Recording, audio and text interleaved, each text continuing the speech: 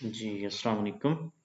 आज का टॉपिक है हमारे पास आरएसए एल्गोरिदम जो कि इंफॉर्मेशन सिक्योरिटी के अंदर इस्तेमाल किया जाता है और इस एल्गोरिदम को बुनियादी तौर पे डाटा ट्रांसमिशन को सिक्योर बनाने के लिए इस्तेमाल किया गया था और इसको 3 साइंटिस्ट ने डिज़ाइन किया था, जिसमें पहले का नाम आपके पास रायवेस्ट है, दूसरे का नाम शैमर है और तीसरे का नाम एडलमैन है।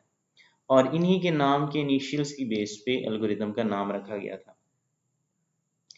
ये बुनियादी तौर पे आसिमेट्रिक क्रिप्टोग्राफी एल्गोरिदम है, जिसके अंदर आपके पास दो डिफरेंट कीज का इस्तेमाल किया जाता है। इससे पहले हमने एक लेक्चर पढ़ा था सीजर साइफर के हवाले से या प्ले फेयर के हवाले से, तो उसमें आपने देखा था कि सेम ही की इस्तेमाल होती थी, यानी कि सेंडर साइड पे भी वही की इस्तेमाल हो रही थी और रिसीवर साइड पे भी वही की इस्तेमाल हो रही थी।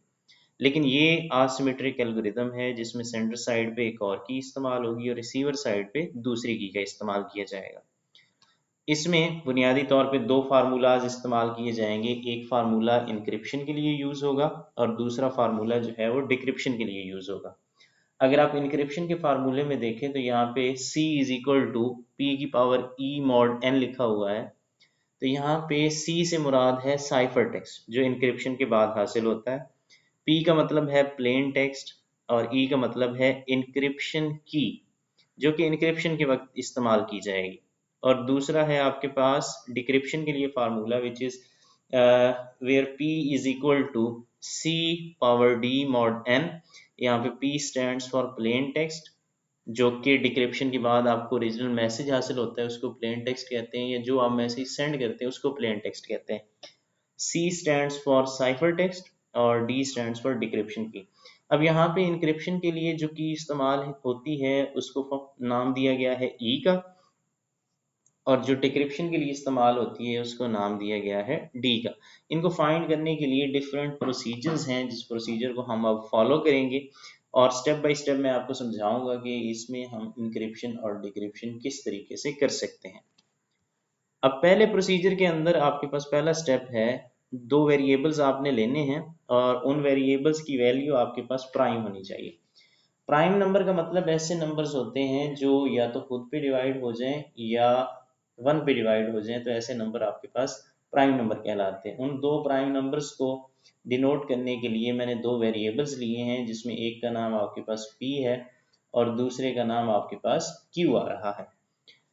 उसके बाद हमने n की वैल्यू को कैलकुलेट करना है, क्योंकि मॉड n या m के साथ हमने करना है। तो n या m की वैल्यू फाइंड करने के लिए हमारे पास फार्मूला है कि n is equal to p multiply by q, और m की वैल्यू को फाइंड करने के लिए हमारे पास फार्मूला है p minus one multiply by q minus one. तो इस फार्मूले के तहत हम लोग जो हैं वो n और m की वैल्यू को फाइंड कर सकते हैं। और अब हम चलते हैं इसके प्रोसीजर की तरफ, ताकि एग्जाम्पल के मुताबिक हम समझ सकें कि ये प्रोसीजर किस तरीके से हो रहा है। अब यहाँ पे देखें, सपोज हमारे पास एक टेक्स्ट है D, जिसको मैंने एक नंबर अलॉट किया है 4। अच्छा, ये जो टेक्स्ट है this is known as basically plain text, जिसको कैपिटल P के साथ डिनोट किया गया है।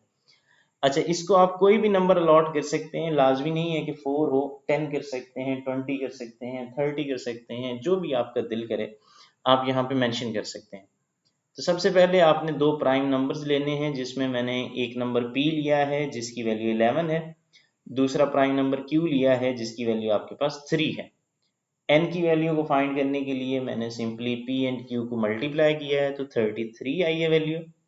और m की वैल्यू को फाइंड करने के लिए हमने P minus one multiply by Q minus one किया है, तो ओवरऑल जो m की वैल्यू आई है दैट इज 20। अब नेक्स्ट स्लाइड के ऊपर हमने E की वैल्यू को फाइंड करना है। अब E is basically an encryption की। जब आपने डाटा को सेंड करना है तो उस वक्त आप जिस की का इस्तेमाल कर रहे हैं that is known as encryption की। अब इसकी वैल्यू को फाइंड करने के लिए दो कंडीशंस हैं। सबसे पहली कंडीशन है कि E की वैल्यू ग्रेटर देन 1 होनी चाहिए, और दूसरी कंडीशन है आपके पास कि इसकी वैल्यू लेस देन m होनी चाहिए।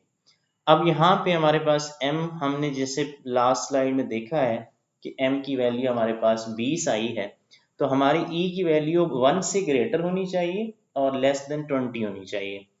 और दूसरी कंडीशन ये है कि E और M का GCD अगर लिया जाए तो वो 1 होना चाहिए।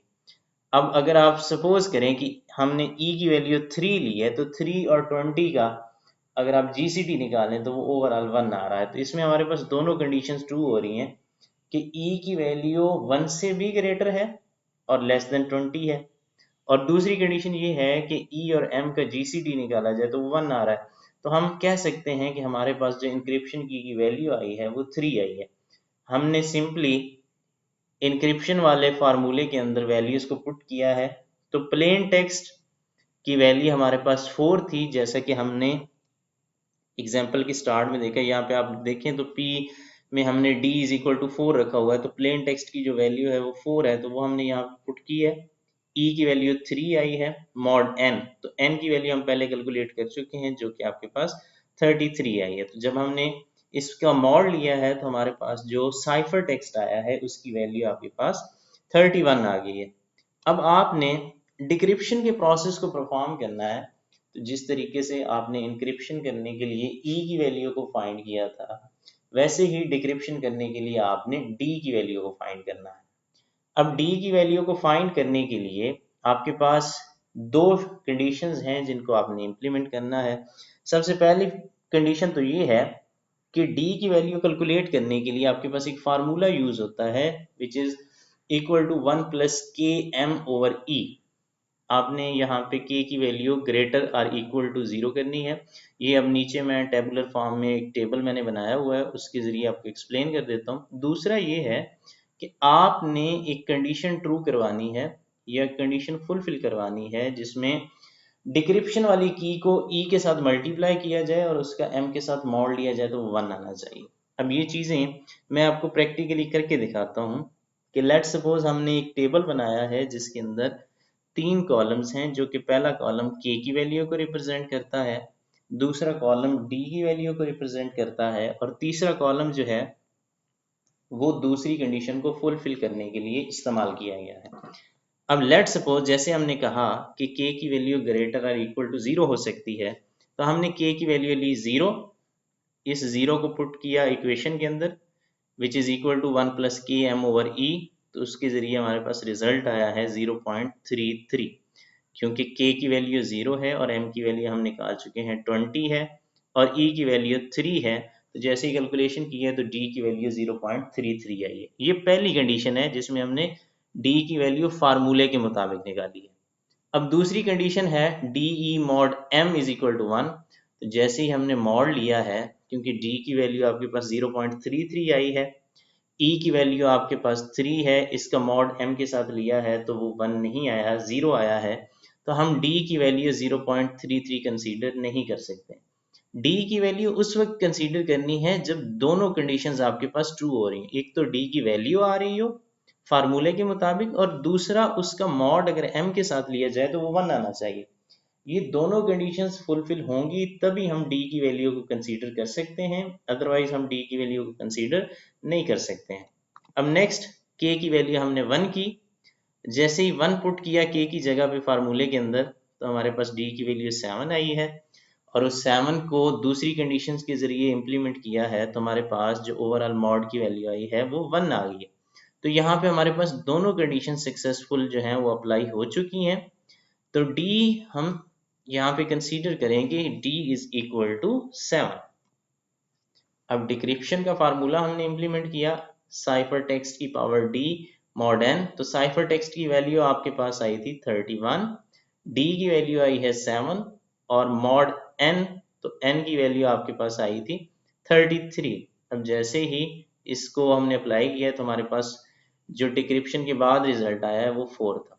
तो जो ओरिजिनल मैसेज हमने भेजा था वो भी 4 है, इनक्रिप्शन के बाद उसकी वैल्यू 31 आ गई थी, और डिक्रिप्शन के बाद दोबारा उसकी वैल्यू आपके पास 4 आ गई है। तो इस तरीके से आप यहाँ पे अगर आप लोग देखें तो d की वैल्यू हमने यूज की है, यहाँ पे अगर आप लोग देखें तो d की वैल्यू हमने यूज की है 7, और e की वैल्यू हमने यूज की है लास्ट वाली स्लाइड में अगर आप लोग देखें तो 3। तो दोनों कीज डिफरेंट आ रही हैं। अगर दोनों कीज डिफरेंट हो तो that process is known as asymmetric secure transmission, और अगर वो सेम आ रहे हैं, लेट सपोज e की वैल्यू भी 3 आ जाती है डी की वैल्यू भी 3 आ जाती है, तो इसमें सेंटर साइड की भी सेम हो जाती है, रिसीवर साइड की भी सेम हो जाती है, तो that is known as symmetric की। तो इस तरीके से आप RSA एल्गोरिदम को इम्प्लीमेंट कर सकते हैं और इंक्रिप्शन और डिक्रिप्शन के प्रोसेस को कंप्लीट कर सकते हैं। और अगर इसके हवाले से आप लोगों का कोई क्वेश्चन हो तो आप कमेंट बॉक्स के अंदर जो है वो अपना क्वेश्चन राइट डाउन कर सकते हैं। Thank you very much.